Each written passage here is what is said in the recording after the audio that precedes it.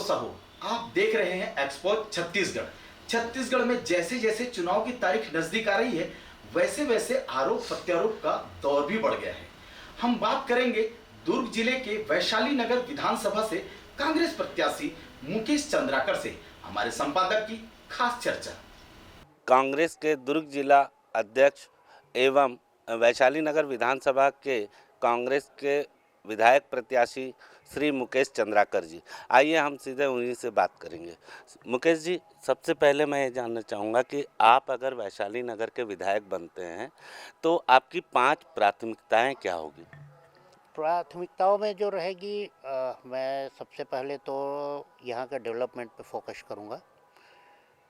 फिर जो जनता की जो समस्याएं हैं उसके लिए मैं मैदान में रहूँगा। तीसरा, मैं नशाखोरी के अगेंस्ट जो है एक अभियान छेड़ूँगा। और मैं पूरी कोशिश करूँगा कि जो टाउनशिप और वैशाली नगर विधानसभा की जो डिफरेंसेस है वो मैं ख़त्म कर दूँगा। और एक लोगों के बीच जो सबसे बड़ी चीज़ एक आती है कि भाई कोई आदमी उपलब्ध नहीं रहता, तो मैं हमेशा जो है अपने जनता के बीच दिन और रात 24 घंटा टेलीफोन के माध्यम से या फिर किसी न किसी माध्यम से उनके बीच में उपलब्ध रहूँगा। सर, आपने जो बोला उपलब्धता की बात, जैसे कि जनता के बीच में एवं भाजपा का भी आरोप आ रहा है कि आपको पैराशूट लैंडिंग कहा जा रहा है, इसको कैसे दूरी खत्म करें?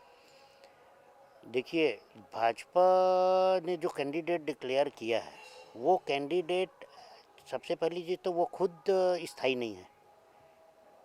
हर बार सेक्टर 1 से चालू किया है, भिलाई विधानसभा से, और यहाँ पर भी अलग अलग विधानसभा में जा के चुनाव लड़ा है। तो मतलब उनकी स्थायित्व तो है ही नहीं। स्थायी इसलिए भी नहीं है क्योंकि एक पार्टी विशेष में रहे भी नहीं।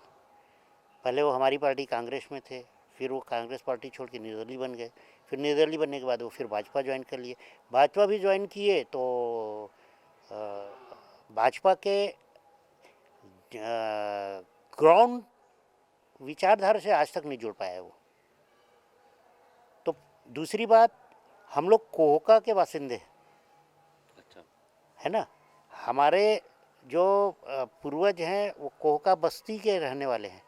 हमारी ज़मीन भिलाई स्टील प्लांट ने अधिग्रहण किया, लेकिन ये आमदी नगर जो इसको अभी हुडको बोला जाता है, 32 बंगला क्षेत्र, नेहरू नगर क्षेत्र और कोहका, ये हम लोगों का उस ज़माने में पहले होता था। सर, जैसे कि आपने कहा कि मैं नशाखोरी और ये भी समाप्त करूंगा अपने क्षेत्र में, लेकिन आरोप तो कांग्रेस पे ही लग रहे हैं कि उसको बढ़ावा दे रहा है। कांग्रेस कहाँ बढ़ाया दी है बताइए। जैसे कांग्रेस के 5 वर्षों में ही चाहे महादेव ऐप बोलें या शराब घोटाला बोलें, जितने भी घोटाले कांग्रेस के ठीक है, समय में, ये चलिए, बीजेपी का भी आप समय। एक भी घोटाले को कांग्रेस शासनकाल में प्रूफ कर दीजिए। बयानबाजी की बात करो, बयानबाजी में तो कोई कुछ भी बोल सकता। हाँ, तो वैशाली नगर की सबसे प्रमुख समस्या अभी तक आपको क्या देखने मिली और उसको कैसे उद्धार होगा? देखिए, यहाँ पर निश्चित रूप से डेवलपमेंट की समस्या है। सामूहिक प्रयास से हम लोग जो है यहाँ के डेवलपमेंट पे और मूलभूत समस्याओं पे अपने आप को फोकस किए हुए हैं। भीतरघात की ज़्यादा संभावनाएं दिख रही है। भीतरघात की हमारे यहाँ बिल्कुल भी समस्या नहीं है। हमारे कांग्रेस एक लोकतांत्रिक पार्टी है और यहाँ पर अपनी अपनी बातों को रखने के लिए एक स्वच्छ वातावरण में अपनी बात करने का और अपनी दावेदारी पेश करने का पार्टी ने सबको मौका दिया था। हम लोग हमारे घर में बैठते थे, ब्लॉक अध्यक्ष जी के यहाँ बैठते थे, चाय पीते थे, ठहाकों के बीच हम लोग जो है आवेदन लोगों का लिए हैं। तो वो एक प्रक्रिया रहती है। आवेदन के पश्चात एक मापदंडों के तहत पार्टी जो है जिसको भी चयन करती है उसमें सारे के सारे साथीगण एक साथ हो जाते हैं।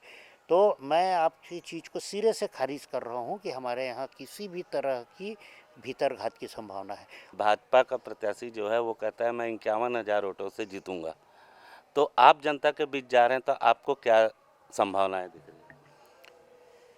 देखिए, ये आंकड़े जो है ना, मुँह जबानी खर्चा है। 51,000 से जीत जाएंगे, ये क्या बात हुई है 51,000 से जीत जाएगा? अरे आपके पास टोटल मतदाता कितने हैं, परसेंटेज ऑफ वोटिंग कितनी होती है? आप ये सब बातों को लेके दावे करिए ना भाई। आप राजनीति में कर रहे हैं, चुनाव में आ गए हैं तो कुछ भी मत बोलिए। जनता सब चीज़ जानती है। मैं आपको बोल रहा हूँ परिणाम आपको 3 तारीख को पता चल जाएगा। वो तो आप अभी से रुझान आना चालू हो चुका है क्षेत्र में।